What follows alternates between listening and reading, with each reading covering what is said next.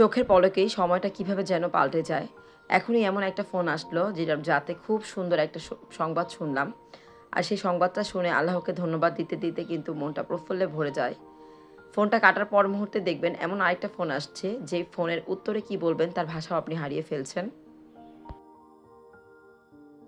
Hello everyone, আসসালামু আলাইকুম। আমি শামসুন নাহার লালবাগ পুরান ঢাকা থেকে বলছি। লাইফ উইথ নাহার চ্যানেলের নতুন আরেকটি ভ্লগ ভিডিও দেখার জন্য আপনাদের সবাইকে ওয়েলকাম করছি। কাছে দূরে দেশ এবং দেশের বাহিরে যে যেখান থেকে আমার আজকের ভিডিওটি দেখছেন, আপনাদের সকলের সুস্থতা কামনা করে শুরু করেছি আমার আজকের ব্লগ। আজকের ব্লগটা মোটামুটি সকাল থেকে শুরু করেছি, যেহেতু আজকে শুক্রবার। ব্লগটা কিন্তু 2 দিনকে একত্রে করে বানিয়েছি। তো সকালবেলা ঘুম থেকে উঠে 8টার দিকে ছাদে গিয়েছি। প্রচণ্ড রোদ, আর রোদের মধ্যে দেখলাম মাশাআল্লাহ অনেকগুলো পর্তুলিকা ফুল ফুটেছিল। তবে একটা ফুল দেখলাম বেবি পিঙ্ক কালারের। এই ফুলটা আমি আগে কখনো দেখিনি, প্রথম দেখা হয়েছে। তো দেখে না খুব বেশি ভালো লাগছিল। তো ছাদের কাজকর্ম শেষ করে এসেছি পাখিকে একটু খাবার দিতে, কারণ সারা রাত কিন্তু আমাদের মতো পাখিরাও না খেয়ে থাকে। আর যখন পাখিকে খাবার দিতে এসেছি আপনাদের সাথে একটা কথা শেয়ার করব।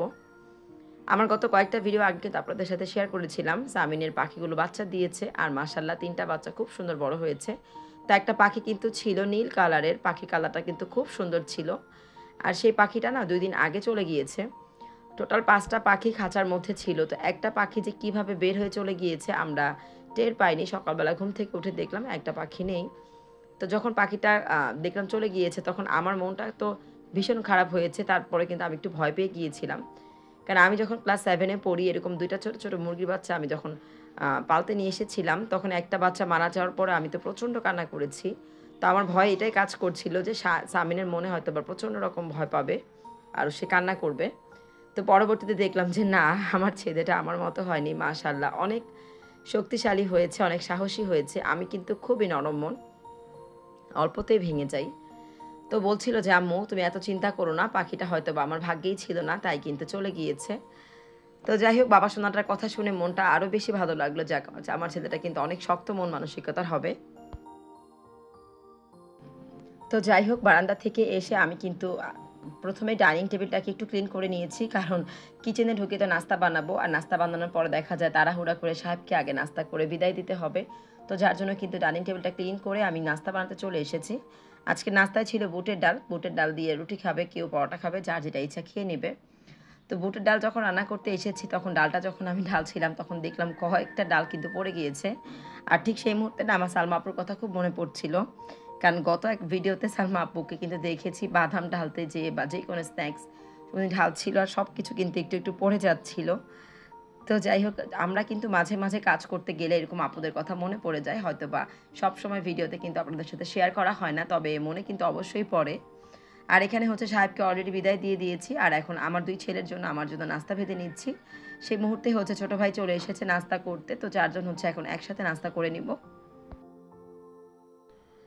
গতকালকে সন্ধ্যায় যখন শিমুল আপুর ভিডিও দেখছিলাম, তখন শুনতে পারলাম আমাদের যে লাইফস্টাইল অফ দীপা চ্যানেলের প্রিয় দীপা আপু শ্বশুর আব্বা মারা গিয়েছে।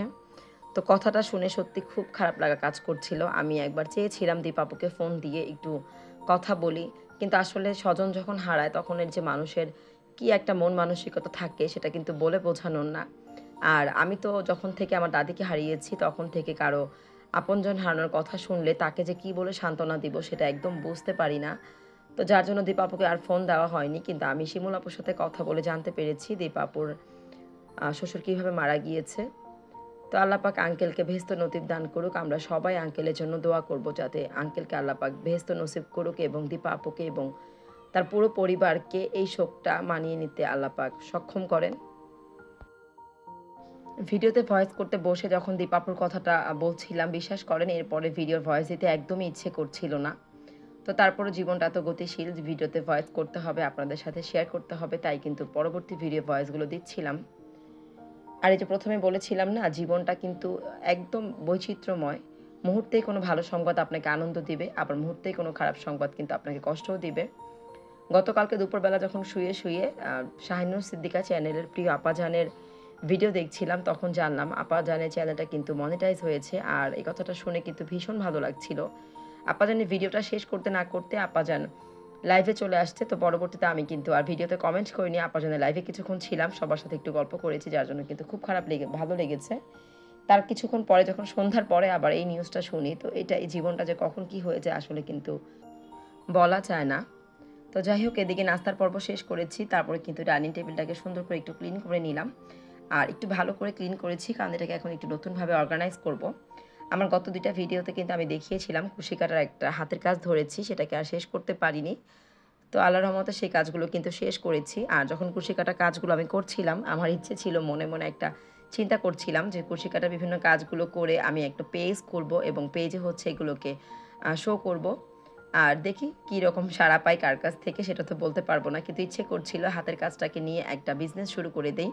প্রিয় প্রিয় আপুরা তো অনেক সুন্দর সুন্দর বিজনেস শুরু করেছে, তো আমরা কেন পিছিয়ে থাকবো? আপুদের কাছ থেকে অনুপ্রাণিত হয়ে আমরাও কিন্তু পারি বিভিন্ন কাজে অংশগ্রহণ করতে। তো কুশি কাটা কাজগুলো হয়ে গিয়েছিল, তবে কয়েকটা সুতা উঠানো ছিল যেগুলোকে আমি এখন সুন্দর করে কেটে সেটিং করে নিচ্ছি।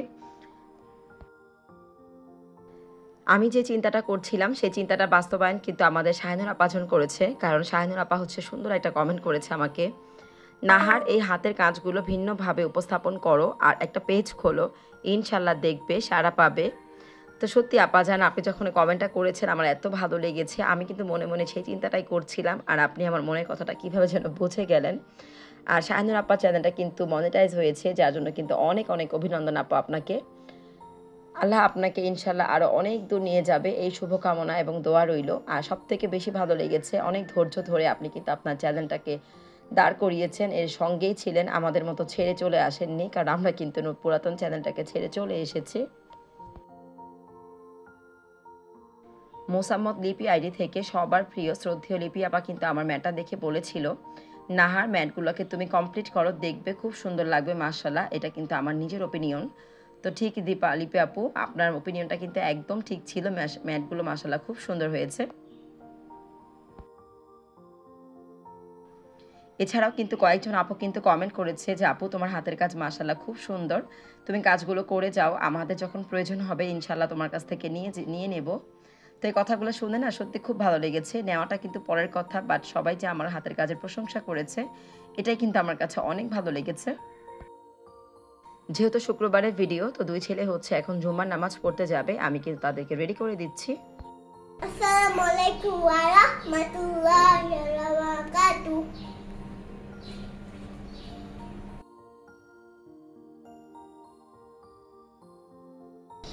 আসসালামু আলাইকুম ওয়া রাহমাতুল্লাহি ওয়া বারাকাতুহু। তো যাই হোক, নিজের হাতের তৈরি জিনিস দিয়ে টেবিলটাকে কিন্তু কয়েকভাবে সাজিয়ে নিয়েছি। চাইলে এগুলোকে ছোট ছোট ম্যাট হিসেবে ব্যবহার করতে পারবো, আবার মাঝখানে জোড়া দিয়ে কিন্তু আমি এটাকে রানার হিসেবে ব্যবহার করতে পারবো, আবার চাইলে কিন্তু আমার টেবিলের ওপর যে বেতের ঝুড়িটা সেটাকেও ডেকোরেশন করতে পারবো। তো কয়েকভাবে কিন্তু সাজানোটা আপনাদের সাথে শেয়ার করেছি, আমার কাছে তো মাশাআল্লাহ খুব ভালো লেগেছে। তারপর ছেলেদেরকে বিদায় দিয়ে অফ ক্যামেরায় ঘরে সব কাজ করে নিয়েছি, যেগুলো আপনাদের সাথে কিন্তু আর শেয়ার করা হয়নি। এটা হচ্ছে বৃহস্পতিবার দিন, মানে গতকালকের ভিডিও। গতকালকে বাসায় মেহমান আসছে, তো তাদের জন্য একটু নাস্তার আয়োজন করছিলাম। আসলে বোনরা যখন আসে তখন না মুড়ি ভর্তাটা খাওয়ার জন্য সবাই খুব অস্থির হয়ে যায়, কারণ বাসায় তো বোন তার 2 মেয়ে নিয়ে থাকে, আমি আমার 2 ছেলে নিয়ে থাকি, তো একা একা হচ্ছে এই মুড়ি ভর্তাটা খাওয়া হয় না। তো আমরা 2 বোন যখন একত্রিত হই তখন 2 বাচ্চারাও খেতে চায়, আর আমরা তো বড় মানুষ খেতে পছন্দই করি। তো বাচ্চাদের পছন্দকে প্রাধান্য দিয়ে এখানে মুড়ি ভর্তা মাখিয়ে নিয়েছি প্রথমে, যেহেতু সামিনের টিচার আসবে।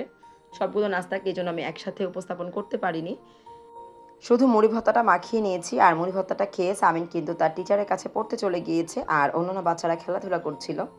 তো আমি আর আপা হচ্ছে অনেকক্ষণ বসে গল্পগুজব করেছি, তারপরে হচ্ছে নিজেদের জন্য আবার একটু চায়ের আয়োজন করে নিয়েছি। আমাদের গল্পগুজব আড্ডাতে চা কিন্তু থাকবেই, চা ছাড়া কিন্তু আড্ডা একদমই জমে না, তবে বাচ্চারা কিন্তু পছন্দ করে না।